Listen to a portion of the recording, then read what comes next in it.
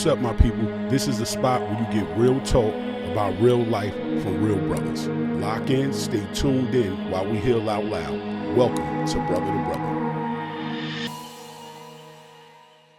Welcome back to Brother to Brother, the show where we dive deep into the stories, struggles, and strength that shape our lives. I'm your host, Raymar Lewis, and we're so glad you're here. Today, we're exploring a topic that's close to home for a lot of people, even if they don't have the language for it yet. It's called parentification. Ever feel like you had to grow up too fast? Like you were the responsible one in your family while your parents leaned on you emotionally or expected you to take care of things beyond your years? If that resonates, this is the episode for you. We're going to break it down. First, before we start, let me give you a breakdown definition of what parentification is.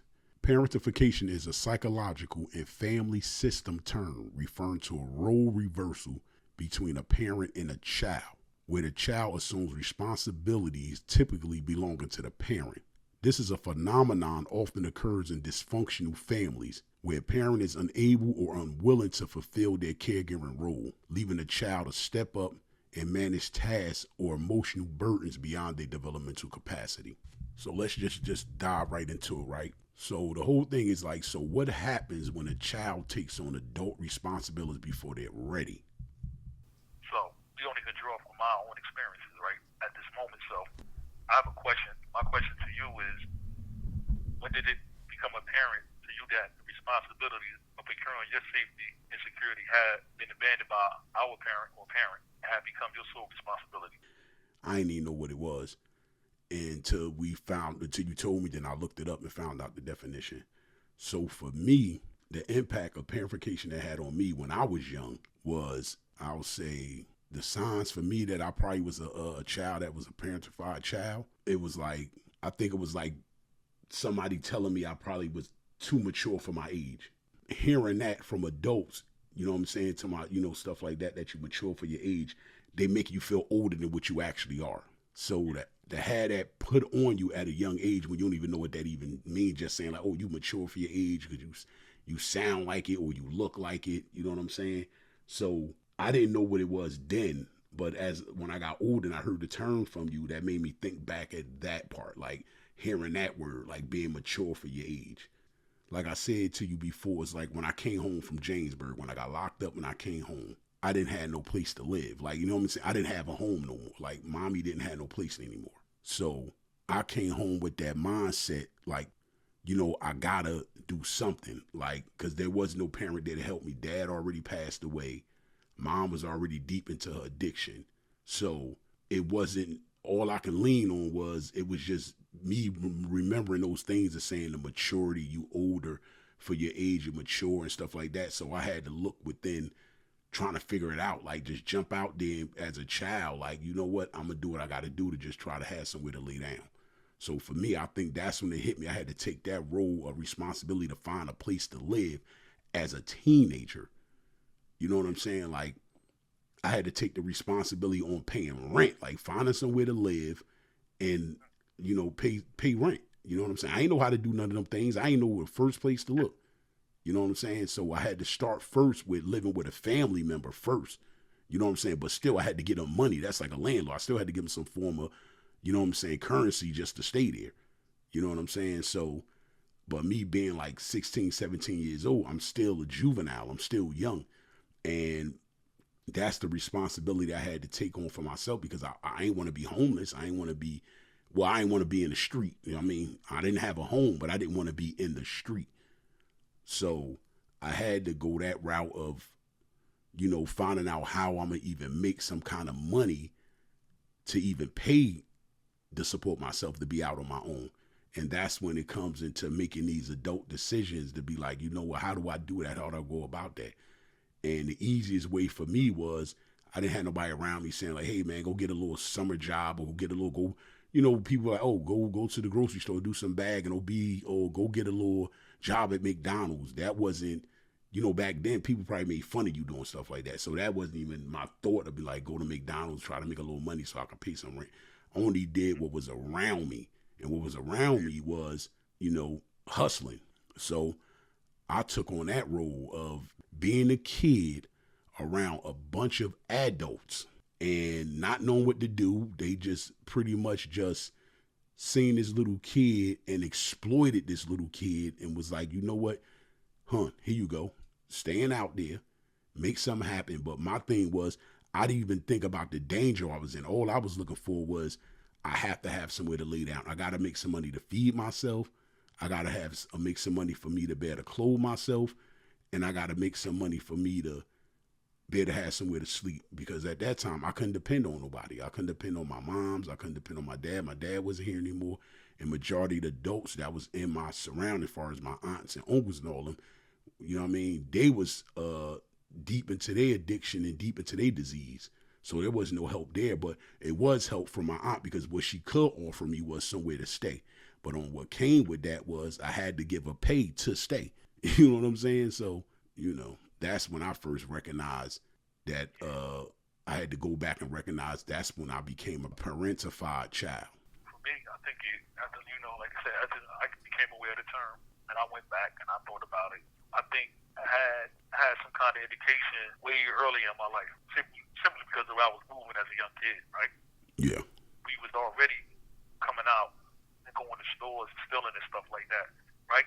We can't disassociate. For me, I'm not just associating that with criminal behavior because of the environment.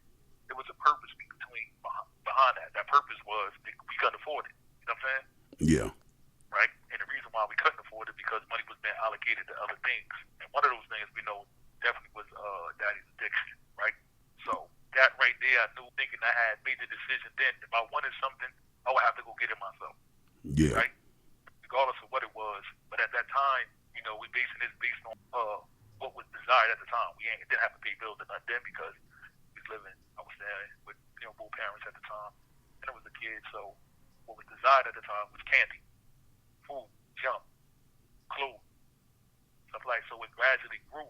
So we was going to the stores, stealing candy. I remember one particular time when I got caught in the store stealing some food, but it was the reason I was stealing because I was trying to pocket some of the money because we had a school trip. It was during, I think I was so young. I might have been in first or second grade. That's how young I think I was. And we had a school trip, right? And on school trips, you gotta come with your own lunch. Yeah. So I didn't think I had enough to get a sandwich, a soda, and potato chips. So I think I tried to steal one of the items and end up getting caught. A couple of us got caught. I mean, this is the environment. It wasn't just us who couldn't afford these things. It's most people in the environment. So from then, I knew then it kind of hit me. But like I said, didn't understand the term, didn't understand what was going on. This was normal in the environment. So now it progressed from then to, clothes and stuff. And then the first thing we started stealing these, it was cars or whatever. Then we'd take some of the money from the cars. Even though we was joyride, we'd take some of the money from the cars and do other things with it. And, even little fake little robberies. We was doing little strong arm robberies. But the whole thing was, in my brain, it was so I can buy other things that we couldn't afford, that my parents couldn't provide. But this wasn't like we're saying like kids are today. We're not talking about no $400 or $500 pair of sneakers. Sneakers was like a good pair of sneakers. Remember Run DMCs at the time? They was like $40, $50. We couldn't afford them, right? So my thinking was to be less of a burden on my parents, particularly my mother, because Daddy was outside doing what he was doing. He didn't even count.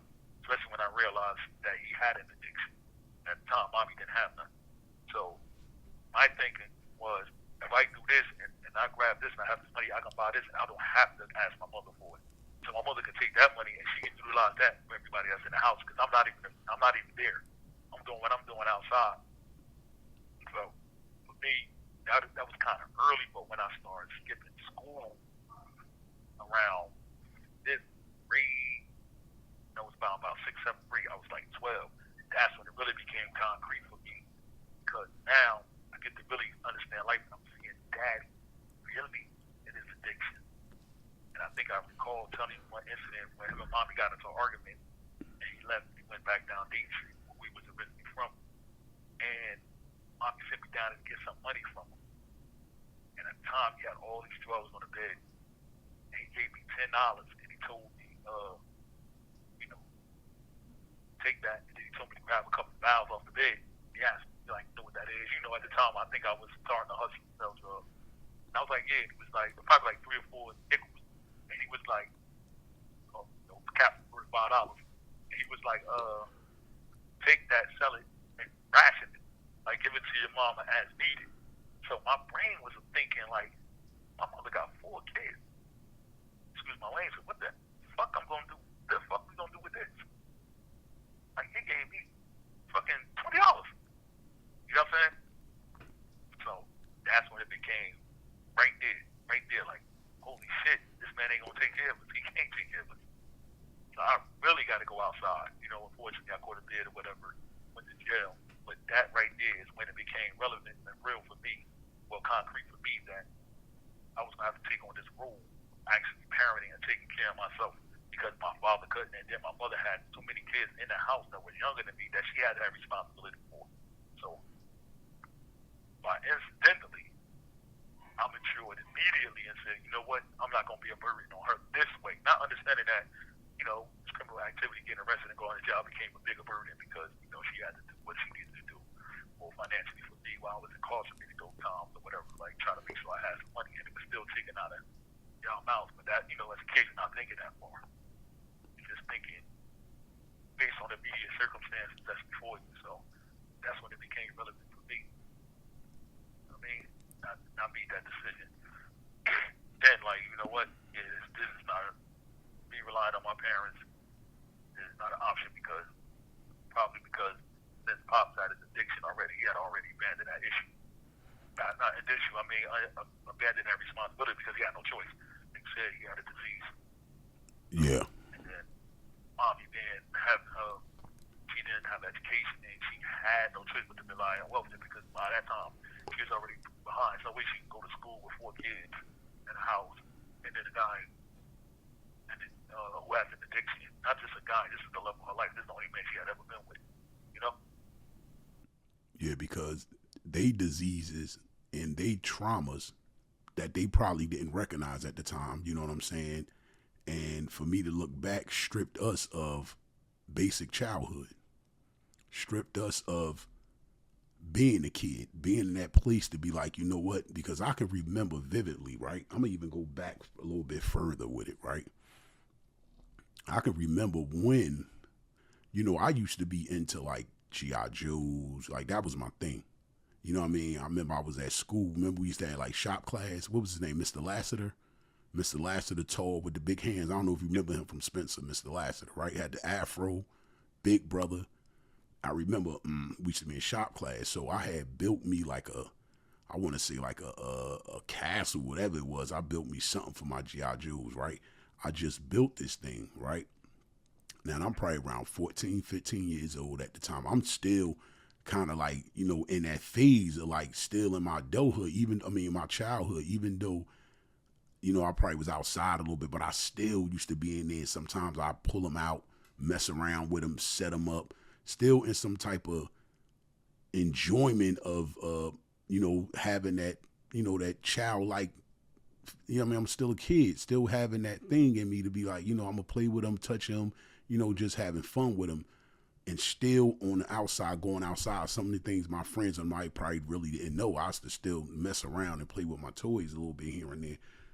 But all that went away. Like, you know what I'm saying? Just think about it. Like, you lose that innocence. You know what I'm saying? At a certain young age, because you got some kids today that's probably still, I mean, not saying they're not going through what we went through, but you still got a lot of them that's still able to be a kid. They still able to play their video games without the worries of saying when I'm going to eat. I don't know what I'm gonna eat later on. They can sit in the room all day, play their video games, be on their phones, playing games, or doing whatever they doing, still being that child. You know what I'm saying? And I lost that. You know what I'm saying? I lost that, not knowing that until now when I heard that word and I heard that, and then looked up that definition, and I was like, man, that relates to me so well because I lost that. I didn't know how it felt no more to be a kid at that young age. Like, I just abandoned that side of me. Like, I'm done. I can't be that anymore. I got to go out here and I have to become a young man. You know what I'm saying? At a young age, I had to become that because to be out there around a bunch of people that was older than me, you had to let the childish things go. And so you was kind of forced to become, you know what I'm saying, thinking like, what's the word is to be saying? Man up. You know what I'm saying? Like, you got to man up. You telling me to man up and I'm 15. You got to man up. Like, you know, no more of that young playing. I mean, you out here. Like, you know what I'm saying? You got to have your head on the swivel, young dude. You got to be this. You got to be that. Ain't no playing. Then you starting to see the violence. Like, you starting to see the guns and that stuff that's starting to harden you a little bit. It's fear, but then you starting to be like, yeah, I can't show no weakness. I can't show no little boy. I'm not a little boy. I'm a man. You know what I'm saying? I ain't no little boy. And then now that stuff goes aside. You don't even feel that anymore. You really walking around believing that you like 25 and you 17, or you 35 and you 17. Like, you know what I'm saying? Like, you really in your head, like, I'm out here and can't nobody tell me nothing, because now the adults that's supposed to be responsible for you, they not responsible for you anymore. You know what I'm saying? You out there having to fend for yourself. You out there having to take care of yourself. So the childish things, like I said before, the childish things go away, right? I was thinking about this, right? I don't know why. I was thinking about like Michael Jackson, like the Jacksons, right? And you know what I'm saying? I'm not a therapist, don't have no type of credentials. It's just an observation, right? So if you think about their story, right? These was some young kids, right? That was put in a position by their parent. You know what I'm saying? Well, I'm gonna say their parent because his mother was there, but it was more. You hear the story, it was more like the father put the pressure on them to go out there and pretty much live his dream. Pretty much that what it was, and go out there and earn money to take care of the family.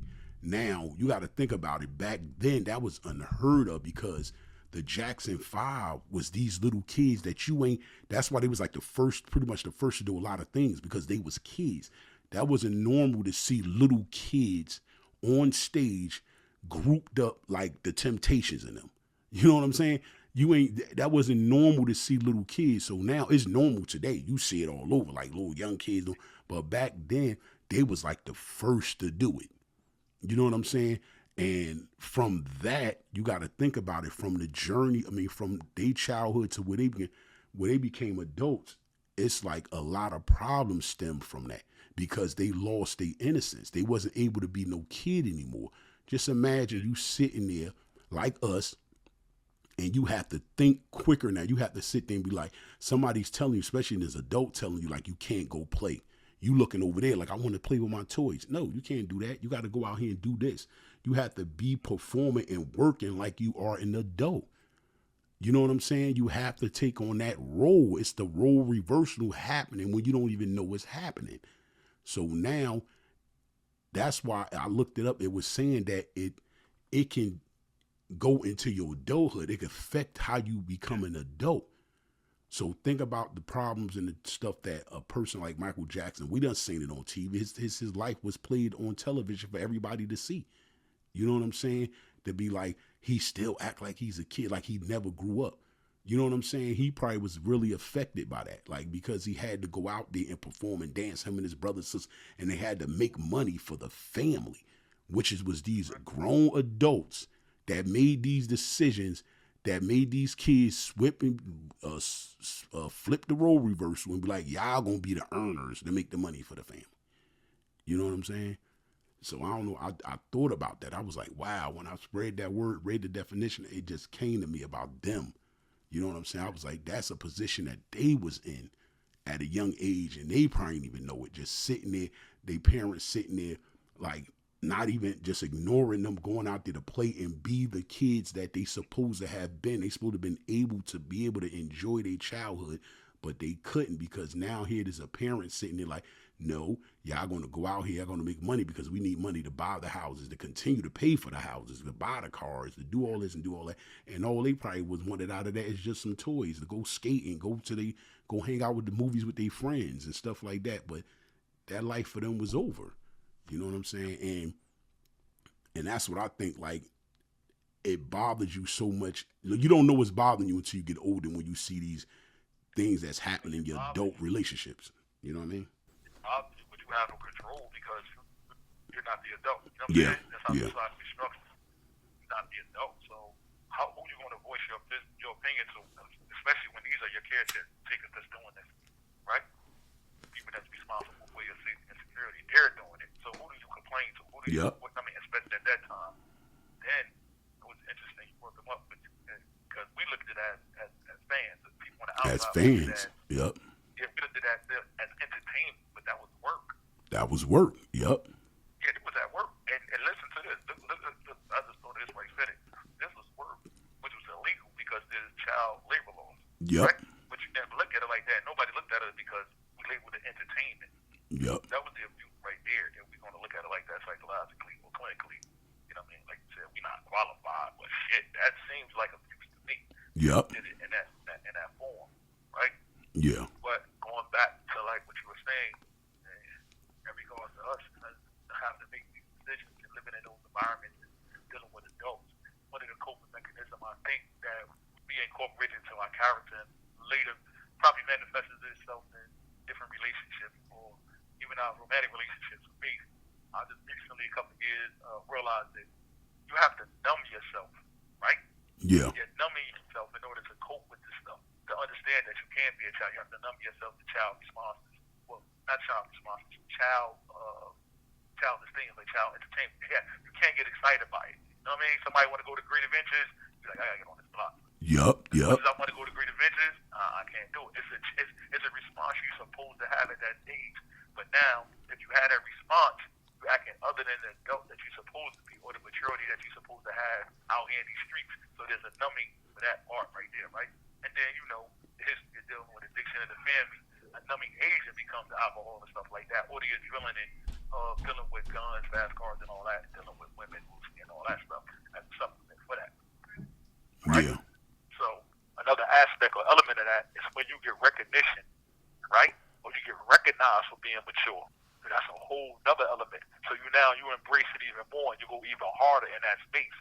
Yep. Because now somebody of a mature age or somebody that's mature, they recognize you for it. Yeah. You know what I'm saying? So now we got that aspect, and then we got the other part. Like I said, when you go into your relationship, you go into relationships later on because you're not aware of this actually took place. Matter of fact, you go towards a relationship thinking you're an adult in that situation too. Yep. Right? So Yep. immediately you're having a romantic relationship in its totality. You're actually having sex at 15, 16, 17 years old. Yep. Thinking you're able to make this decision because you already conceived yourself with being an adult before you even got in a relationship. Right? And if it don't happen, then it don't happen. It's equated again with you being an adult or being a man or whatever at that time. So now you look forward to that. I was talking to a sister that I was dealing with back then. And she said, yeah, we was doing grown people stuff. Yep. Like we was kids doing grown stuff. I'm like, damn, we were. You know what I mean? And I said, that's come from all the dysfunction that was going on around us because it was adults. You have to think about this too. There's another question I want to pose, right? Do you recall any resources that existed around us at that particular time that could have assisted any of the adults who they was going through or us? Nah. That right there has to be understood as well while we having this conversation, this dialogue. That there was nothing around us that could have told us what was happening. There was nothing around that could have told adults what was happening or how they could have better done what they was doing, right? Yeah. Just think about that, right? I don't recall nothing. So I don't know if that was a cultural thing or just was our environment, but I don't even recall watching on TV, hearing nobody talk about it. I mean, even in school, going to school, anybody talking about that. Like I said, I just became aware of it recently from one of my attorneys. They used the term, and I looked it up, and you're my brother, and I know, once I realized that this is what we was going through, I immediately shared it. Like this the type of thing that I'm talking about. This didn't exist. Like somebody came across some information and immediately shared it. Yep. Even that aspect, that thinking, like, what? Oh, this happened to me and my brother. This happened to not me and my brother, but this happened to my family. So they immediately share this with everybody, and everybody, you know what I mean? Get awareness of this, and not just my family, but the community here, people I'm around, like, yo, look, this word right here. This is what happened to us. This is different levels of it. You got positive, you got a negative aspect of it. And how did it affect your relationships later on when you're dealing with your woman and you don't know why you doing this, why you particularly need approval. Or not even allowing the person that you're with to even take care of you. Yeah. Because you so you've been doing it for so long. Like, I've been in charge. I've been the man or the woman, I mean, of what's going on in my life. Nah, you ain't even allowing them to take care. That's how it shows up in your adult relationship. You're not allowing them to take care of you because you've been taking care of yourself so long. You looking at it like you like, I'm good, I'm good. Like, you looking at it like you turning down certain things and not even knowing why you doing it. And then the person who's can be emotional that way or affectionate that way, they looking at you like, what the heck is wrong with you? Like, I love you. Why you ain't allowing me to take care of you, or, you know what I'm saying, check on you, make sure you good, like, do the things I'm supposed to be doing with you in this relationship. You already in that mode because you done took that traumatic thing that happened to you as a kid when you had to become an adult at a young age. So you think you light years before your age because now you sitting, you could be 40, but you probably in your mind thinking like, yeah, I'm 40, but I'm like 60, really. Like, you know what I'm saying? Like, I know what's going on, I know everything, but you don't know nothing. Yep. The thing that's right there in front of you, you sabotaging it. Every relationship you probably done been in as an adult, you probably done sabotage. You don't even know the link where you can link it to. You know what I'm saying? If this was your childhood, you know what I'm saying? And I know that's part of the reason why I done probably been through so much stuff in the relationship I am in. You know what I'm saying? Because I brought that baggage with me, always being on my own. I'm telling you that I realized parentification showing up in my life when I came home. I was like 17 years old. So here I am. I'm 48 years old. Like, you know what I'm saying? You talking about that's a lot of years. You understand what I'm saying? That's like, you understand what I'm talking about? That's like 31 years of me sitting here. Like, I've been taking care of me. So when somebody want to come in and be like, you know what, and then it's kind of toxic because now you sitting there, you're not allowing that person to be them, to be like, okay, let me help provide, let me help do. You taking on that role to be like, nah, I got it, I can do everything. But what that's doing is that's burning you out. That's actually burning you out. That's keeping you in the that can cause the stress.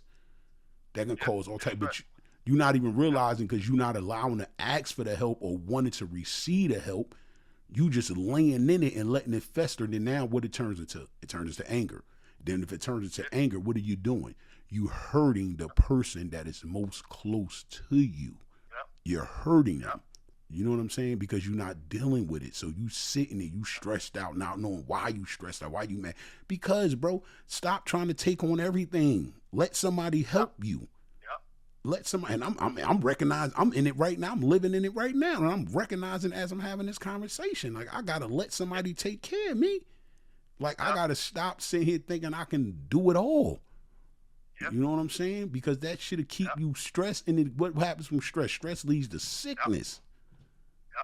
You know what I mean? Definitely. Yeah, that's what it said. It says, what it says, something that one of the terms or one of the results of it could be long-term emotional distress or like you were just talking about, over-functioning in your relationship. Over-functioning. So over-functioning. Over-functioning. You know what I'm saying? You're doing way too much. Way too much. Right? And that could be both. Like, you won't let this person to help you because you feel as though you're being independent, and you've been independent so long. Like, one time, I was talking with a person, and they said that I was imposing on their independence.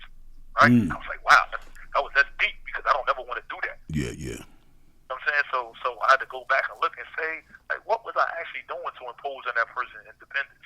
Right? Yeah. Making a couple of suggestions. This is what I thought was making a couple of suggestions. I think it'll be conducive to our relationship. Right? Yeah. But at that time, that person didn't take it as that. You know what I mean? Regardless of how I try to express it, and, like, you know, this is the thing that we're into. So let us both come with a solution. So just by, you know what I'm saying, that is both. So the way I communicate, to me, it may be effective in my head. Yep. But again, I'm trying to prevent the relationship from failing, right? So I'm over-functioning.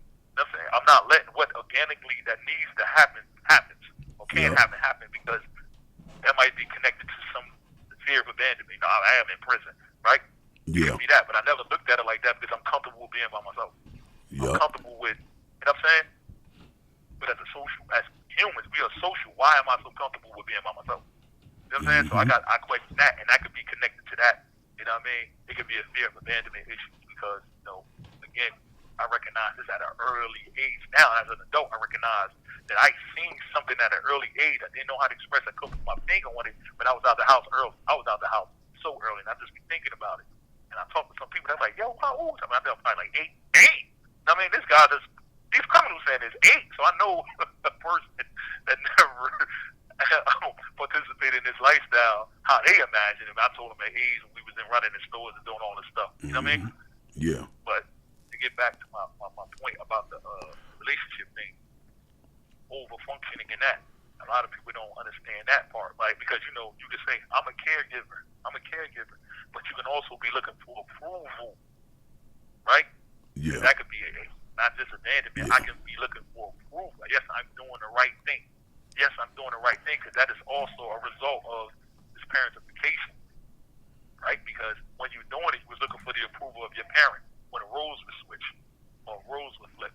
So now you're in an adult relationship. Nothing has changed because you're unaware that this is even some type of diagnosis that actually exists. So now you're in these relationships, and you, like you said, you self-sabotage them, but you don't know it because you're saying, no, I'm a caring person. Yeah. I want the best. But is it truly for them, or is it for you, for what you're going through? Or you truly in this relationship with what you think this person can offer? And sometimes you're thinking that because nobody's put their finger on it, because nobody around us, like at time we was just talking about it. Think about it. Do you recall any resource that could have assisted our parents or us? Nobody was around us to identify these things. Tell us, like, no, look at that. You know what I'm saying? And if you don't have nobody there to help you with it, right, to identify, you don't even know you're doing it. So that's why us having these conversations is so crucial. Mm-hmm. Even in them, like you just said, you just had an epiphany. Like, damn, bro. And I just had one like, yo, it's multiple layers to it, right? And again, the best thing about it, you know, we got these recordings and we can go back and we can listen, and our audience can do the same, figure out, you know what I mean? Yeah. So, I think after this we should discuss the resiliency, because it helps other people, the maturity and stuff like that. It helps us in certain scenarios. It helps us. This is what I have before we roll these key takeaways. Parentification is a role reversal where the child acts as a caregiver or emotional support for the parent. It can occur in many forms and degrees, ranging from occasional tasks to chronic enmeshment. While it may lead to early maturity and resilience, it often comes at the cost of the child's emotional well-being. Developmentally, healing from parentification involves recognizing the patterns, setting boundaries, and reclaiming one's right to receive care. As always, we appreciate our listeners' support and any contributions I can make in the future in regards to helping us hash out some more shows and episodes. We definitely appreciate it. Before we go, we want to leave you with this. If you were forced to grow up too fast, if you carried your family's weight on your back while still learning how to spell your name, you didn't fail. You were failed. You were a child in a grown-up role trying to survive, and that deserved compassion, not guilt. It's not too late to start giving yourself the love, freedom, and patience that you were never given. Healing doesn't mean forgetting what happened. It means understanding that you don't have to live by those survival rules anymore. You get to create new rules. You get to breathe. You get to be whole. You were never supposed to be the adult in the room. You just stepped up because no one else would. That was bravery, not brokenness. Thank you for tapping in with us on Brother to Brother. Next episode, me and Jamal gonna dive into PTSD, how we can name what we feel, and why it matters more than ever. Until next time, stay solid, stay healing, and stay whole. Peace.